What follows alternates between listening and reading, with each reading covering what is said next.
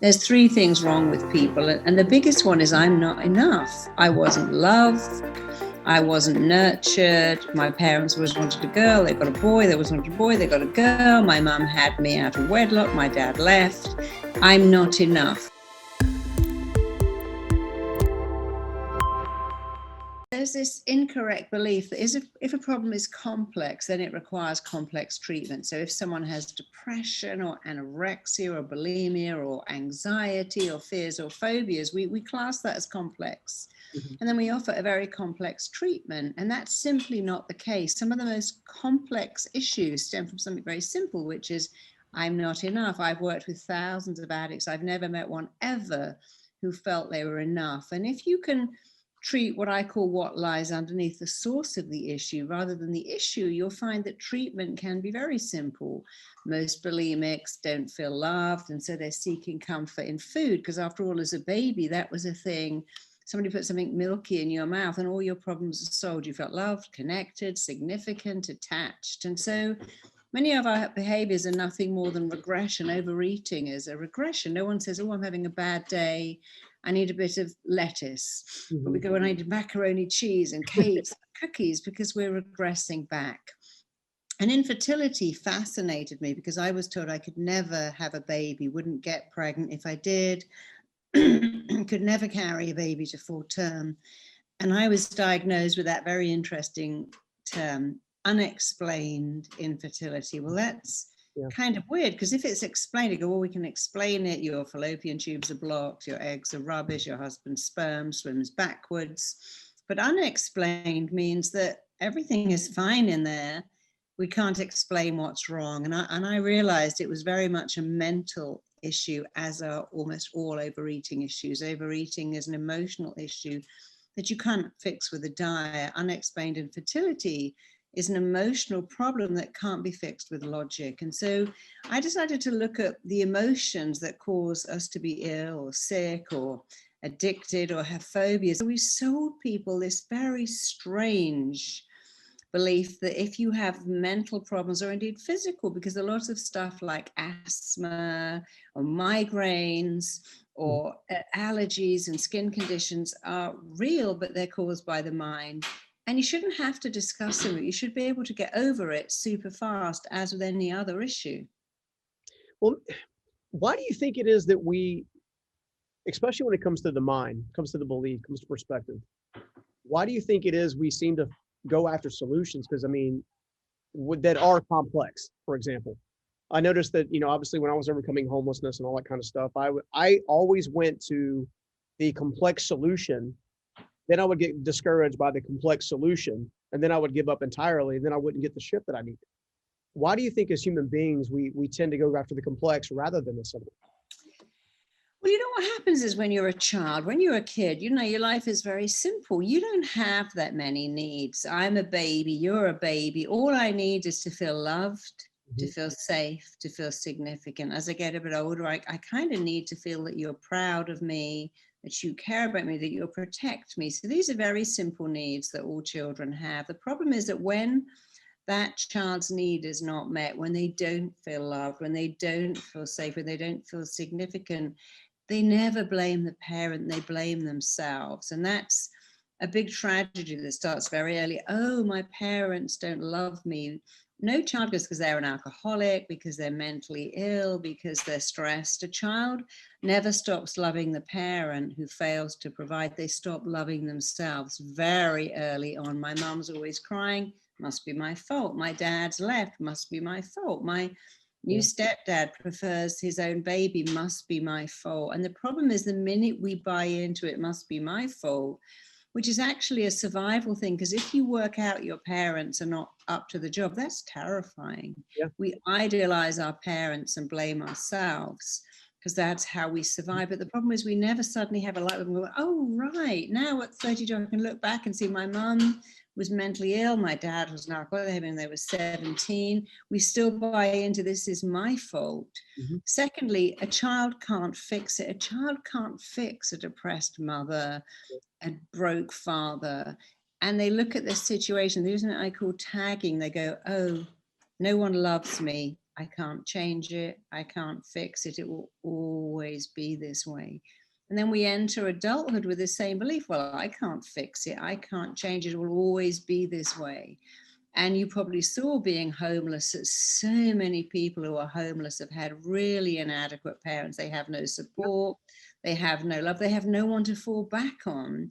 And they get into this terrible spiral because their needs aren't met. And when you have unmet needs as a kid, you become an adult with the same unmet needs. Or you do this thing about, right, I need to find someone out there, great guy, great girl, and they're going to meet my needs. But of course they might for a while, but then they may also go into that cycle of not meeting your needs. And the most effective part of therapy by none is teaching a client, hey, you can meet these needs. Your father never said he loved you. That's terrible. Your mother abandoned you. That's unacceptable. However, the need to feel loved, worthy, and enough, you have to meet that need now. When you meet it, you stop being needy.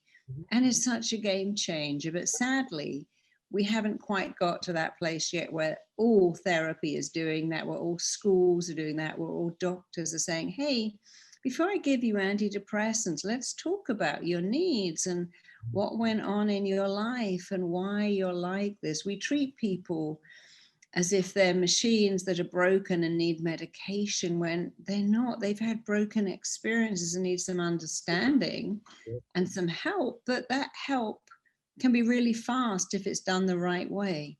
Yeah, that's so true. As you're talking, I'm actually reflecting too. I mean, turns out my father was in fact an alcoholic for some time.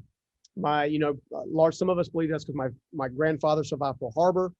And of course, he was diagnosed with, or wasn't diagnosed with PTSD, began self-medicating. That then bled into the family.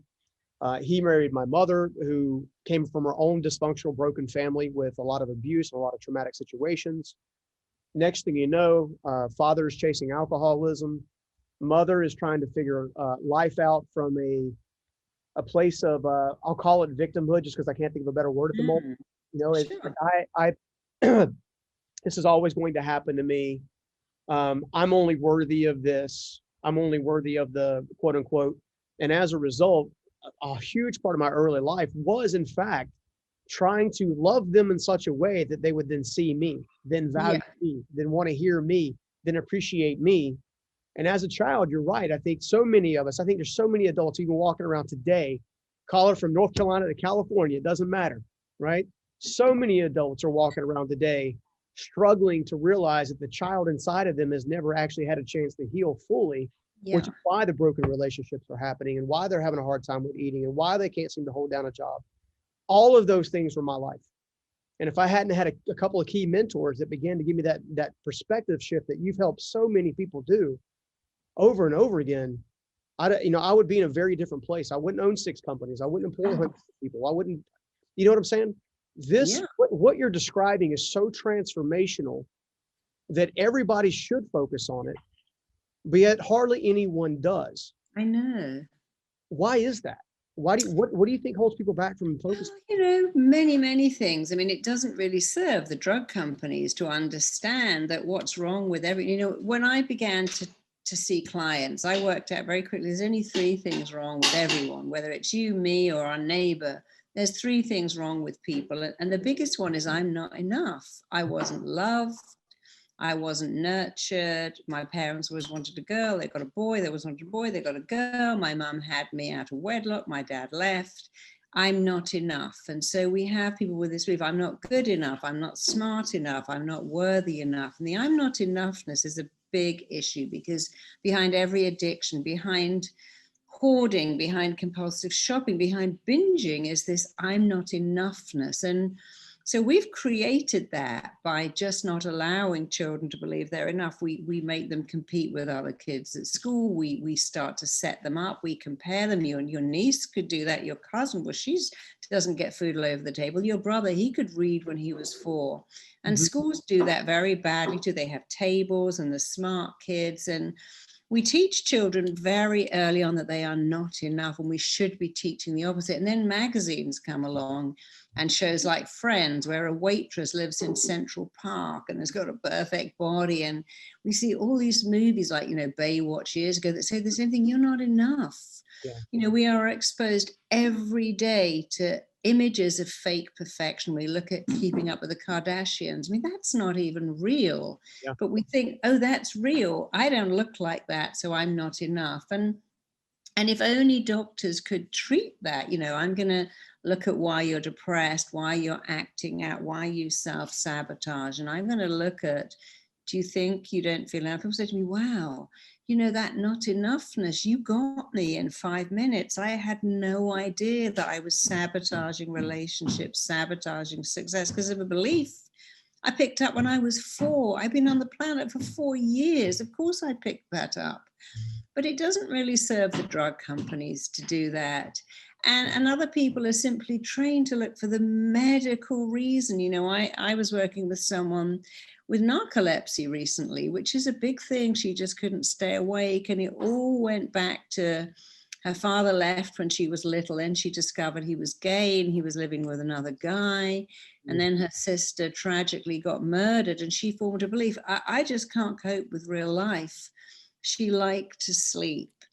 Another girl, the same issue, said that when she was born, her mother used to say, your brother was the devil. He nearly killed me. He was awake all night. It nearly killed me, but you're the good girl. You sleep all the time. She says, well, she's such a good sleeper. She's a good girl. She's always asleep. And a very small child, here's some key words. Your brother nearly killed me by being awake, but you're the angel because you sleep all the time. And of course, the mind forms beliefs. Oh, that makes me good. That makes me valid. And so, we can't blame doctors for being trained to look for the medical reason. I worked with somebody recently who had OCD, and in an hour and a half in front of a classroom full of people, we completely fixed that because it was all to do with, I can't control this craziness of my life. But if all the cushions are straight, if all the silverware is straight, I feel I can control out there because I can't control in here. Mm. So when you can say to a client, look, this is why you are the way you are, and what you did made perfect sense. Any kid going through what you went through, like you, would have ended up the way you ended up. That's okay. What's not okay is to keep it going. If we look at the Marilyn Monroes of the world, they weren't loved as children. And so all her life, she felt unlovable. Heath Ledger, George Michael, so many people that had such a gift, but we think they're adults, but they're not. They still have this wound. I'm a damaged kid and no one loves me. And you really got to change that label and say, I was a damaged kid, but my life is like a clock.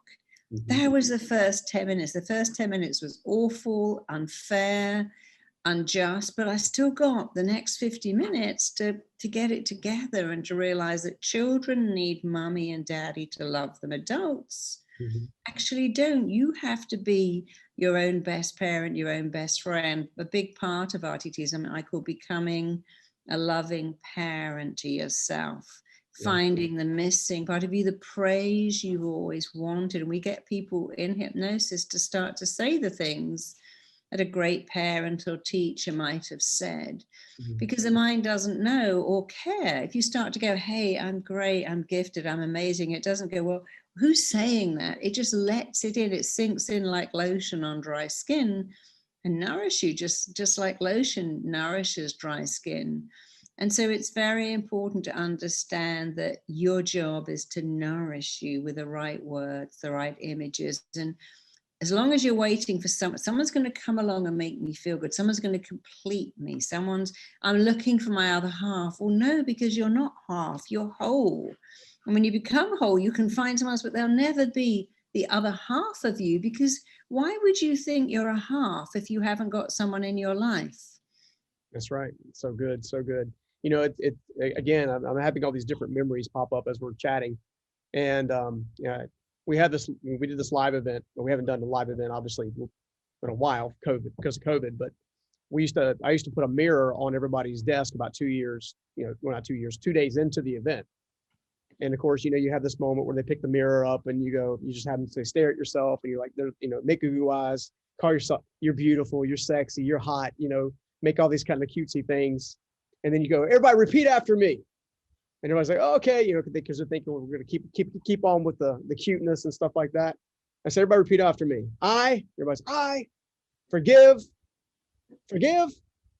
you. And you let it sit there for just about 10 seconds.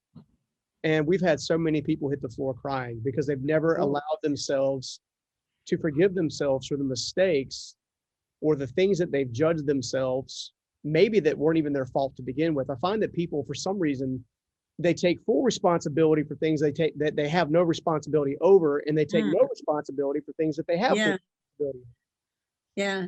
And as I'm going through this and I'm hearing you talk, I'm just like, man, I wish I was near Marisa. Well, earlier,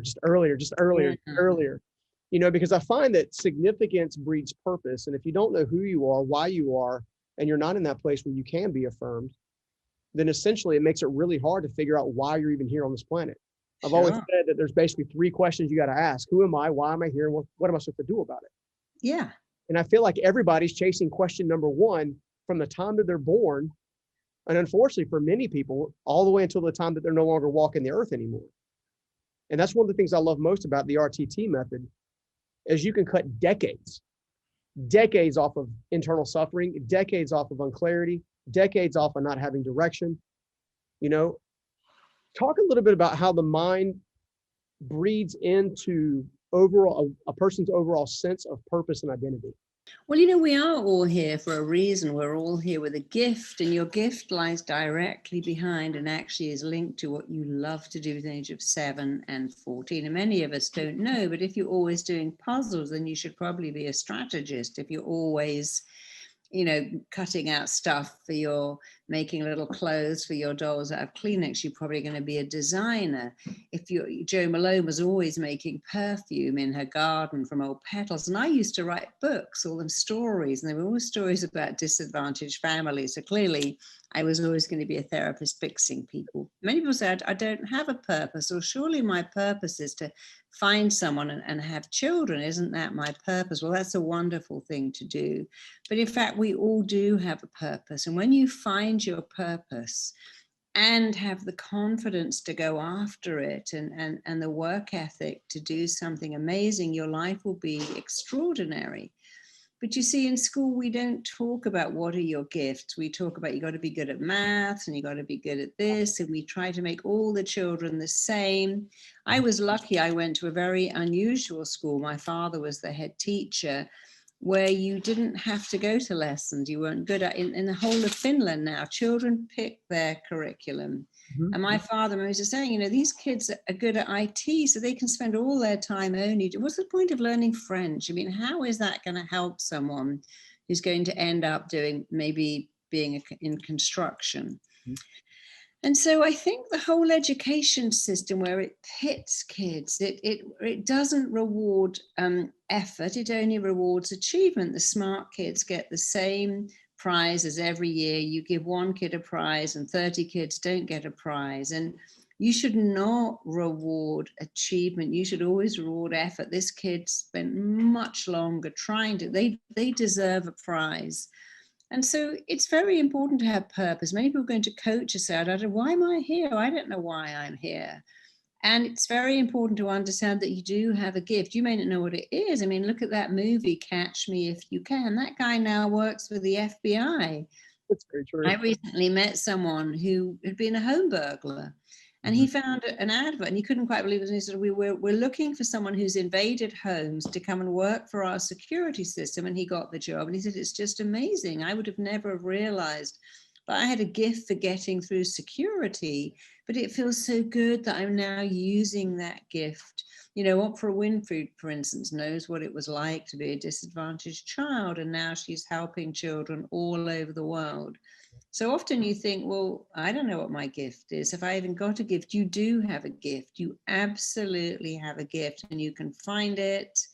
But finding the gift is just the first bit. You then have to work on your sense of worthiness. I deserve success. I'm worthy of success. Yep. And then you have to decide how much effort you're going to put into it. Obviously, hey, I want to be a millionaire, but well, I don't know. I want love, but they have this weird thing about I'm just going to sit on the couch. I want love. I'm doing this manifesting, and surely the love of my life's going to turn up at my door. No.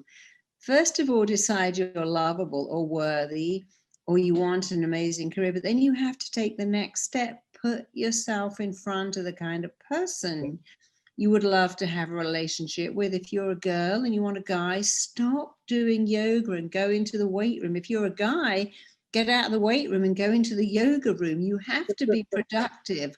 Where are the kind of people I want to spend my life with?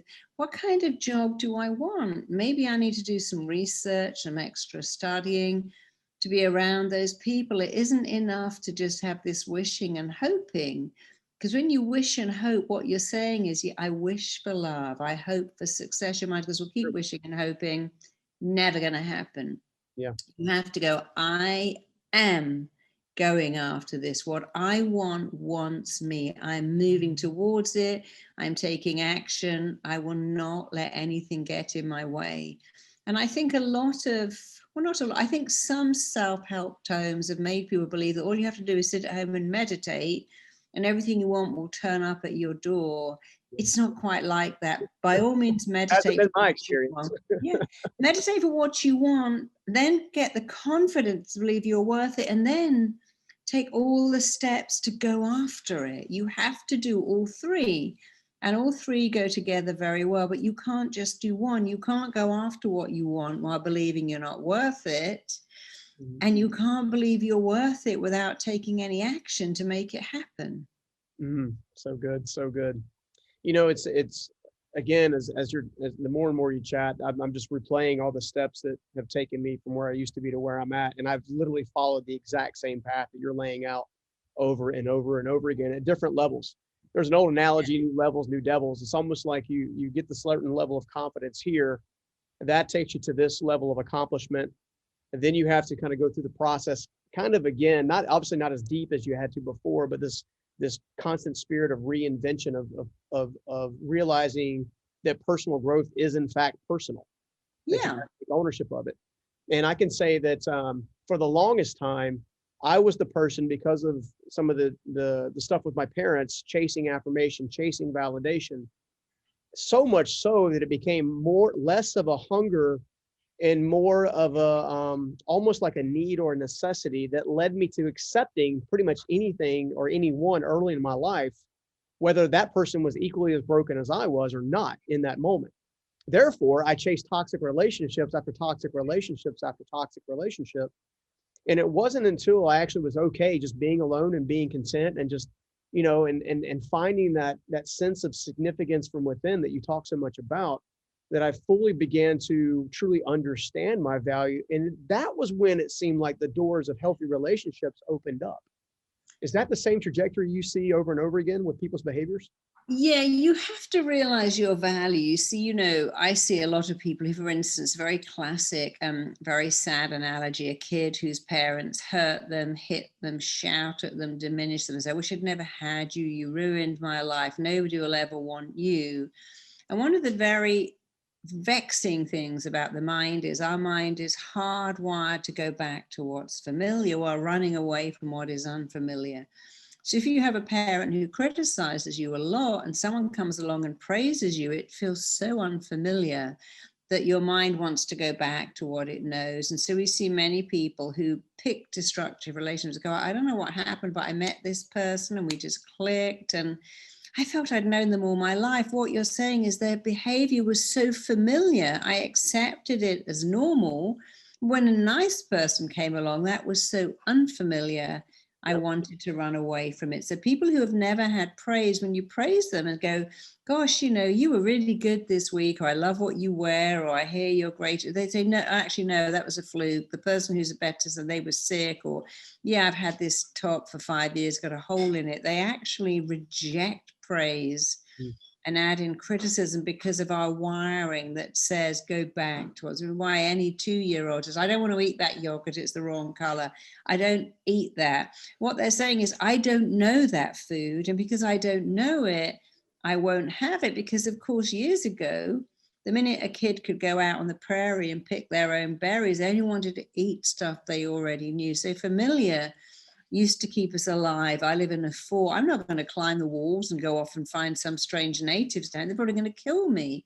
And so years ago, familiar made us safe.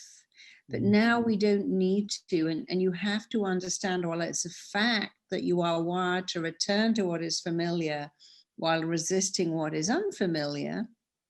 Which is why, by the way, 70% of lottery winners are dead broke in 3 years. Because if you've never had money and you get it, you get rid of all of it straight away. But here's another fact. You can make anything you like familiar. And if you want to grow your self-esteem, and why wouldn't you? The fastest way is by praising yourself. I'm good. I'm worthy. I matter. I'm significant. I was put on this planet for a reason. I have something to offer the world. And of course, as you so rightly said, when you began to recognize your own value and say, hey, I'm a worthy person. I deserve love. I deserve good, respectful love. I deserve success. When you really recognize you are worth it, you begin to radiate that out. But no one else can do that for you. You have to do it yourself. And one of the best things you can do for yourself by far is to wake up every day and to say these 4 things. I am significant. I matter. I'm lovable just the way I am, and I'm enough. You go, yeah, but I'm not lovable. I need to lose 30 pounds. It doesn't matter. You must say it. I matter, I'm significant, I'm enough, and I'm lovable. Repeat those over and over again, because first of all, the mind learns by repetition. Secondly, the mind doesn't really care what you tell it. Whatever you tell it, it goes, you must be right. Yeah. You know, I'm a big loser, I'm an idiot, I've got rocks for brains, I look at a cake and I gain a pound. Well, you know, the mind doesn't differentiate. You can choose to be positive or negative, but what you can't choose is what you do to yourself when you say negative things like, I'm just an idiot, I'm just a big loser. So just start to say those 4 little statements of truth. They're not affirmations, they are statements of truth. And as you repeat them, they'll start to sink in, they'll start to make a difference, and they really can change your life. And their strength is very much in their simplicity, but also in their honesty, because you know what? It's true. You do matter. You are significant. You are lovable. You are enough, and you need to know it. Yeah. And when you know it, the world will join you in knowing it too. Yeah, absolutely. I think I got one of my takeaways. I just jotted down while you were saying that is these statements are not suggestions of facts. No. And if you treat them like a suggestion, your life will end up being a suggestion. If you treat it like a fact, you'll get the transformation that you're looking for. You know, I was thinking back to some of the negative things I would tell myself. And then, you know, for decades, it seemed like that I wouldn't push back on, I wouldn't fight back on. And then eventually when I learned some of the skills that we've talked about today, I began pushing back. I also had this interesting uncovering, if you will, that I discovered that the quality of the question that I was asking myself, in other words, if I said, why does this always happen to me? Or how come nobody loves me? Or how come they never stick around? That my brain would give me like 50 reasons why that was true. Sure. But if I changed the question, like to maybe, what can I learn from this? Or how can I use this to amplify where I'm headed? My brain wouldn't even feel the need to answer the negative question. It would only answer the positive one. As one of the world's best hypnotherapists on the planet, how does hypnotherapy factor into subconscious programming? Because I those certain things that I just mentioned right there essentially became subconscious programming. Well, you see, hypnosis is really using your mind correctly. So you just said something that was very eloquent. When you say, why am I such an idiot? That's not a question. That's a statement. It's a presupposition. I'm an idiot. Why? Why does no one love me is a statement. But if you say, okay, how can I become more lovable? Your mind will go ahead and answer that question. The mind is set up to answer questions. how, why, what could I do? How could I change this? But it doesn't really answer statements. But it will, if you ask a question, it will go. It's like saying, where did I last put my book? I don't know, but I didn't, and suddenly it sprung into my mind, because the mind will always answer a question. So if you want better answers, ask better questions. I'm just an idiot and I'm just as fat as a house. What could I do that would effectively cause me to reach my ideal body weight? Your mind might say something weird like, stop eating gluten, don't eat oranges. It knows that they have an adverse effect on you. But what hypnosis does is hypnosis understands that we are run by the subconscious mind. The subconscious mind is emotional and the conscious mind is logical. And if you believe you can defeat emotion with logic, you really need to think again. For instance, overeating is emotional. You can, one of my clients said, I joined a Weight Watchers and I had all the food delivered for the week and I had it all eaten by day one. It was all laid out. I ate everything. I weighed all the food. I weighed a bit of cheese and I cut all the bits off that I'd cut off. I ate the whole thing, because you can't treat an emotional problem with logic. You can't treat depression with logic. Oh, cheer up. Let's watch a funny film. Come on, smile. Let's go shopping. When you're depressed, it's an emotional problem. And a lot of therapy is logic. How does that feel? What does that look like? Yeah. And what RTT does and what hypnosis does, because hypnosis is a big part of RTT, but not all of it, is it goes back to why. Let's look at when this began and let's treat what lies beneath. Let's treat the source of the problem, not the presenting one. You see, if you went to a chiropractor and said, my knee hurts, I might go, well, you know why your knee hurts? Because your hip is out.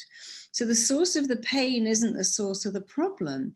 And so many people going to therapy come in with a presenting problem, but it's not the problem. I'm an alcoholic. No, your problem is you don't feel worthy enough. I attract rubbish people that dump me. That's because you feel unlovable. And when you treat the source of a problem, your life changes dramatically. So if you can think of your subconscious mind as like a Ferrari, someone's gifted you a Ferrari. It's the most amazing machine in the world, but you have no idea how to drive it. You've never had a driving lesson. You certainly haven't had a Ferrari driving lesson. Do you think you're going to get the best of it? You're going to crash it into a tree, because you have to understand it's like saying your mind is like a powerful racehorse and you're the driver, but you need to have some lessons in how to manage a Ferrari or a racehorse. And what RTT does is it gives you the lessons. You see, wow, this mind I have is what a gift. It's amazing. It's incredible. And many times people come into me and say, I've got this nervous twitch, or I've got a contact dermatitis, or I've got these allergies. I go, your mind is so, you created those. That's how amazing you are. If you could create contact dermatitis, if you could create multiple allergies by the power of your mind, then you can also, even in the Bible, it says, be transformed by the renewing of your mind. And so we often think our mind is against us and our mind is so annoying. But when you say things like, my job is killing me, if one more person dumps me, I'll kill myself. Now you've given your mind a very clear instruction. My job is killing me. Dating is killing me. The mind goes, well, my job's to keep you alive on the planet. So I'm going to give you a lovely ulcer, chronic explosive gas, terrible migraines, panic attacks. And now you cannot go to that place that you keep telling me is killing you. And it's often our language. We say things like, that will be the end of me. I'm dying under stress. I'm losing my shit. This is killing me. This is a nightmare. And of course, the mind has no choice but to listen to what we say and to act on what we say. So our words shape our reality. If you don't like your reality, take a look at your words. How often do you say, I'm at my maximum bandwidth, I'm stressed out of my mind, this kid is making me crazy, my partner is making me insane? And just listen to what you say and decide to say something else. My kid's a challenge, but that's what they do. My partner and I have issues, but we're going to learn to communicate better. One of the best things you can ever say to yourself, Banon, is this: I have phenomenal coping skills. Because you see, we're in a world of COVID now and all kinds of challenges. But when you say, I can cope with anything, because I've got extraordinary Coping skills. You say to your mind straight away, I can cope. When you say, oh, this is hell, this is a nightmare, I'm in quarantine, I'm in lockdown. You see, you're not really in quarantine. Quarantine is when you're in a room in a hospital, nobody can come in. You're not physically, they don't come in and lock you in and seal your door like they did during the plague. And if you say, no, actually, I'm safe at home. It's a little boring, but it will pass. And hey, I've always said I wanted some time to myself, and now I've got it. Because the way you feel about everything is down to the pictures you make in your head, and even more, the words you say to yourself, which you are free to change at any time. So when you say this is a nightmare, this is torture, what are you doing? I'm actually talking about the line in the grocery store. When was that torture? When was that? Try going to Zimbabwe where there is no food in any grocery stores. And even if there was, you wouldn't have any money to buy it. And you'd never again stand in Hughes Market going, this is hell on earth. Because actually you're in a store with money to buy food, and there's food for people that you love are going to eat with you. This commute is a torture. Really? You know, you have a car, you're driving to work, you have a paycheck. Your problem is someone else's fantasy dream. Someone in the world will go, hey, I'll take your problem right now. And by the way, what would you have given 10 years ago? Oh, owning a home is a nightmare. There's always something going wrong.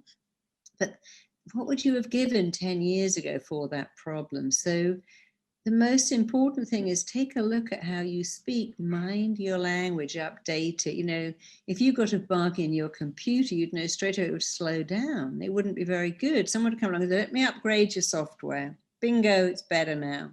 But we have bugs in our own internal software, and we need to upgrade them. And the fastest way is by paying attention to how you talk about you and how you talk about life, and then change it. You know, here's a simple thing. When I had a baby, I noticed all my friends going, oh, my kid's killing me. This kid is making me insane. This kid, I'm losing my mind. And I'd always go, well, you know what? They're a challenge. That's what they do. When I had my baby, I never forget the nurse came around with some Kleenex and said, this is for postnatal depression. I went, oh, don't worry. I've actually signed up for postnatal euphoria. I'm having postnatal. I was told I could never have a baby. And this baby is my non-stop. They went, oh, you wait, you know, it's hell and you can't even have a shower. And they cry all the time. And I was thinking, that's so fascinating. This is the best day of my life. I've just created a person and pushed them out of my body. And already I've got this very sweet nurse telling me to expect depression and stress and insomnia, and they cry all the time. But my mother had already said to me, you know, babies are amazing. They sleep a lot, sleep when they sleep. My sister had also told me the same thing. And I found it easy, absolutely easy. But that's because I never allowed myself to say it's exhausting. Oh, it's hell. Sometimes we say these things about having a beautiful kid, having a beautiful partner, having a job, having a home, going on a flight. Oh, it's a nightmare. I mean, I was on a plane not long ago, and this woman went to the bathroom, came back, and actually screamed. And what did she scream? Oh, disaster, nightmare. And she, well, what is it? And she said, my movie didn't pause when I went to the bathroom. But she used the words disaster and nightmare, which is not the smartest thing to scream out in a packed plane. And it's like, that's inconvenient.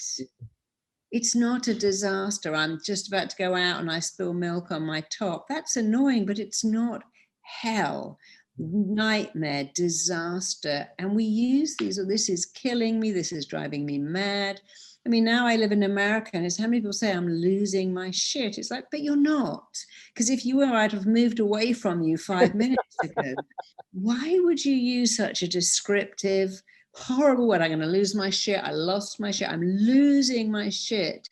But that's such a weird thing to say to yourself, because if you say it enough, you can actually probably make that happen. And I went with a doctor recently who said, you know, as a doctor, I used to say every day, this job is doing my head in. It's a very English expression. It's doing my head in. And I got a brain tumor. And I knew It's because I said many times that it's doing my head in.